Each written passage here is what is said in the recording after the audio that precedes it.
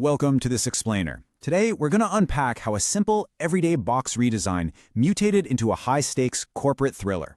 Seriously, this case study feels practically cinematic in its scale.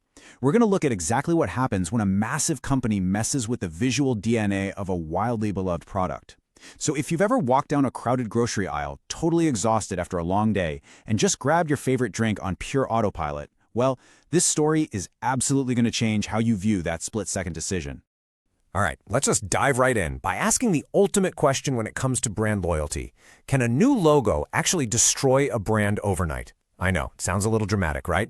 But in the world of fast-moving consumer goods, the margin for error is razor thin. We usually think of logos and packaging as, just the wrapping paper on the actual product. But what if that wrapping paper is literally the only reason you pick it up in the first place? $50 million. That is the staggering amount of sales lost in just 2 short months. 2 months, all because Tropicana decided to modernize their iconic packaging. I want you to really think about the scale of that for a second. $50 million completely wiped out. Not because the juice tasted different, and not because the price skyrocketed. No, this was entirely because of a graphic design choice. So let's set the stage with Section 1, the $50 million mistake. For years, Tropicana's carton was an absolute masterpiece of brand identity. You totally know the one I'm talking about. It featured that perfect textured orange with a red and white striped straw stuck right into it. It wasn't just a picture, It was this visual promise of farm freshness. But then, in 2009, Tropicana's executives decided they needed a refresh. They completely stripped away that iconic orange and replaced it with this sleek, minimalist glass of juice. In a single stroke, they just deleted the very thing that made them instantly recognizable. And you know what makes this even more unbelievable? They didn't just quietly slip this new design onto the shelves to see how it would do. Oh no, they spent $35 million on a massive ad campaign to launch this disastrous new look. They threw an absolute fortune at trying to convince all of us that this clean, modernized box was the future of breakfast. But, as we're about to see, no amount of advertising cash can save a strategy that fundamentally misunderstands how human beings actually shop. Which brings us to Section 2, the psychology of familiarity. The absolutely crucial point here is that a brand's packaging creates what experts call a system of trust. It's basically a visual contract. When a shopper sees that familiar imagery, their brand subconsciously registers trust, reliability, and safety. So that packaging acts as a powerful trigger for loyal customers. You're not just buying orange juice, you're buying the feeling of certainty that you're getting exactly what you want week after week. And this right here brilliantly illustrates the fatal flaw in Tropicana's whole approach. See, Tropicana assumed people actually read shelves for brand names. They probably thought, hey, it says Tropicana in a nice clean font, of course they'll know it's us. But actual customer behavior, it shows that shoppers do not read the grocery store aisle like a book. We scan. We scan for familiar colors and shapes. So when the orange with the straw was gone, customers literally couldn't find the product. Their eyes just glossed right over it in a sea of identical-looking cartons. Let's move on to Section 3, when modern becomes generic. Tropicana basically fell headfirst into something known as the generic trap pattern. When you move too far away from your core identity and lose your cultural fit, you fall into a capability gap. And we've seen this exact pattern play out in corporate history time and time again. Just look at the Sears omnichannel failure, the totally botched repositioning of Victoria's Secret, or the sudden collapse of Abercrombie & Fitch. When a brand tries to reinvent itself without respecting its own heritage, it just totally alienates the very people who built the brand in the first place.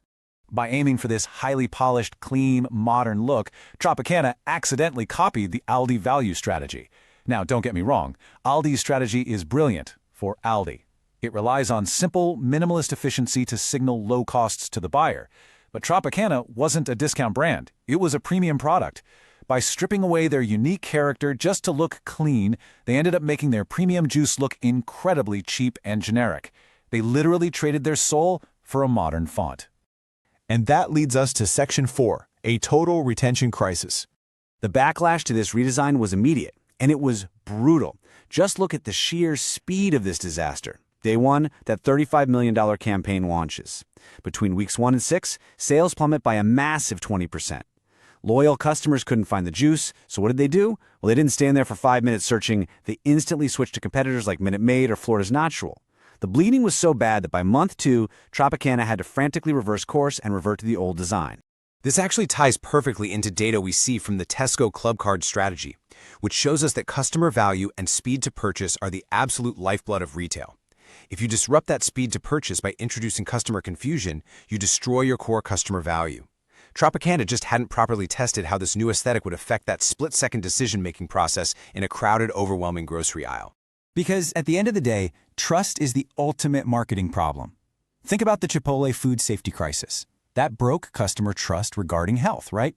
Well, confusing your customer visually breaks the fundamental bond of reliability. Subconsciously, the customer thinks, if I can't even trust you to look like you, how on earth can I trust what's inside the carton? All right, Section 5, reverting to the orange. They learned a really expensive lesson here. Their brand voice wasn't just some quirky, flexible, competitive asset, like, say, Wendy's social media presence, where they can joke around and change tones on a dime. No, it was a strict, unyielding visual contract with the buyer. Tropicana realized that to save the business, they had to swallow their pride and honor that contract. It proves that you don't actually own the brand. The consumer's mind owns the brand. Drawing a direct lesson from the Pret a Manger customer experience case, we see that you absolutely cannot separate retail convenience from brand trust. It's impossible. If a customer has to work hard just to verify that your product is actually yours, it's no longer convenient. And the very moment it stops being convenient, all that trust just evaporates. Which brings us to our final takeaway in Section 6, design is a strategy.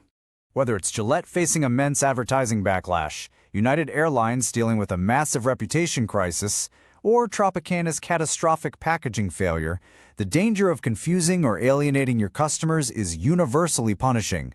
Trying to modernize your brand by deleting the very reasons people love you isn't just a tiny mistake. It is a guaranteed recipe for a full-blown corporate disaster.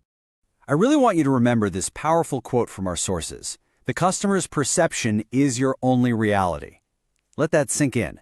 No matter what your marketing team thinks, and no matter how much the creative directors absolutely love the new font, the customer's perception is your only reality. If they perceive your premium juice as a cheap generic brand, then guess what? You are now a cheap generic brand in the market's eyes. So as we wrap up this explainer, I want to leave you with this final provocative thought to ponder. When you have a winning identity, an image that is literally burned into the positive subconscious of millions of people, is the risk of a redesign ever truly worth it? Think about that the next time you're scanning the shelves for your favorite brand.